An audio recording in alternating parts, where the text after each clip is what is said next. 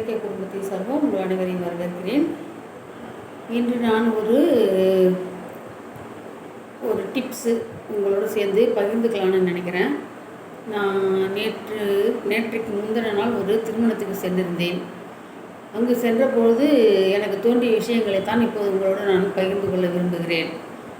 கல்யாண மண்டபத்துக்கு நாங்கள் சென்றுவிட்டு அதன் பிறகு சில கல்யாண மண்டபங்கள் நம்முடைய அந்த நகரங்களுக்குள்ளே இருக்கும். சில கல்யாண மண்டபங்கள் நகரத்தை விட்டு அல்லது அந்த முக்கியமான சாலைகளை விட்டு வெகு தூரத்தில் இருக்கும்.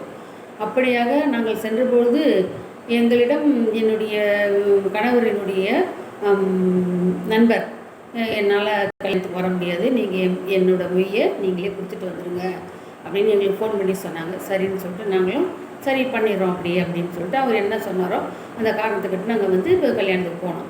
அங்கே போனால் பார்த்திங்கனாக்கா கொஞ்ச நேரம் கழித்து எங்கள் வீட்டுக்கார் மொய் வைக்கணும் அப்படின்னு பணத்தை எடுக்கிறப்ப அங்கே கவர் இல்லைன்றது அப்போ தான் அவருக்கு தெரியுது.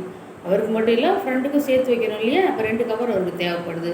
அது பார்த்தா இப்போ மண்டபம் இருக்கிறதுக்கும் அந்த பஜார் இருக்கிறதுக்கும் பார்த்திங்கன்னா 10 கிலோமீட்டர். ஸோ 10 கிலோமீட்டர் போகணும், 10 கிலோமீட்டர் வரணும், 20 கிலோமீட்டர் இப்போ போயிட்டு வந்து தான் இந்த மொய்க்கு வர கொடுக்க வேண்டிய சூழ்நிலை இருந்தது. அப்போ தான் நான் என்ன யோசித்தேன்னா, இவ்வளோ லட்சங்கள் செலவு பண்ணி கல்யாணம் பண்ணுறாங்க இல்லையா, அப்போ அவங்க என்ன பண்ணலாம், ஓரளவுக்கு எல்லாருமே ஒரு சில பேர் எடுத்துகிட்டு வருவாங்க, சில பேர் எடுத்துகிட்டு வராமல் வரவங்களுக்காக இவங்க என்ன பண்ணலாம், கல்யாணம் பண்ணும்போது ஒரு 100 இல்லை 200 மொய் கவர், அந்த கிஃப்ட்டு கவர் வாங்கி அந்த நிற்கிறாங்க பார்த்தீங்களா, வரவேற்பு நிற்கிறாங்க பார்த்தீங்களா, இந்த குங்குமம், வெத்தலை பாக்கு, சந்தனம், இந்த பன்னீரெல்லாம் தெரிவிக்கிறதுக்கு நிற்கிறவங்க பக்கத்துலேயே நம்ம என்ன பண்ணோம், கிஃப்ட் பாக்ஸ்ன்னு சொல்லிட்டு அதுக்கு ஏதாவது ஒரு குறிப்பு எழுதி இப்படி மேலே இப்படி முடிக்க வச்சுட்டு அந்த கிஃப்ட் பாக்ஸ் கவரை வச்சுக்கிட்டாலே அவங்க புரிஞ்சுக்குவாங்க.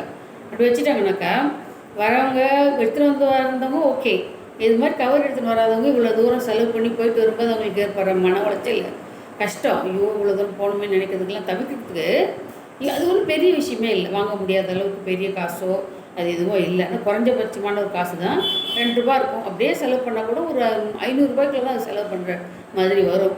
அது வாங்கி வச்சுட்டாங்கனாக்கா கல்யாணத்துக்கு வரவங்க வேணுன்றதை எடுத்து அவங்க எழுதி அங்கே கொடுத்துட்டு போயிடுவாங்க. அப்போ அவங்களுக்கு எல்லாருக்குமே அது கொஞ்சம் நடைமுறையில் நல்லா எளிதாக இருக்கும் அப்படின்னு நான் நினச்சேன். இப்போ என்னுடைய பொண்ணு கல்யாணம் வரப்போகுது, இன்னொரு நாங்கள் பார்த்துட்ருக்குறோம், கூடிய விரைவில் வந்துடும். அந்த கல்யாணத்தில் முதல்ல கண்டிப்பாக நம்ம அப்படி ஒரு ஸ்கீமை கண்டிப்பாக அறிமுகப்படுத்தணும்.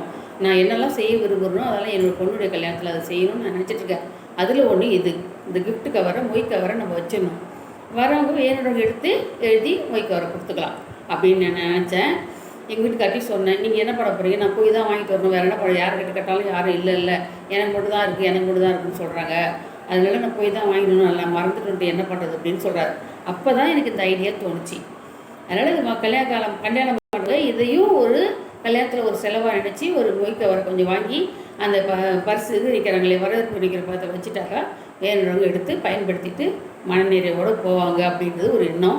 இந்த டிப்ஸ் உங்களுக்கு பிடிச்சிருக்குதா, இது பயன்படுத்துறது எளிதா இல்லை பயன்படுத்த முடியுமா முடியாதா என்றதையும் சொல்லி லைக் பண்ணுங்கள், ஷேர் பண்ணுங்கள், சப்ஸ்கிரைப் பண்ணுங்கள். நான் இது வரைக்கும் 225க்கு மேலே வீடியோ போட்டுட்டேன். நான் சப்ஸ்கிரைபர் 100 கூட தாண்டலை. அது ஏன்னு எனக்கு தெரியல. அதனால் தயவு செஞ்சு இந்த வீடியோ பார்க்குறவங்க உங்களுடைய குறை நிறைகளை கமெண்ட்டில் சொல்லுங்கள். உங்களுடைய சந்தோஷத்தை லைக்காகவும் ஷேராகவும் சப்ஸ்கிரைப் ஆகும் சொல்லுங்கள். நன்றி, வணக்கம்.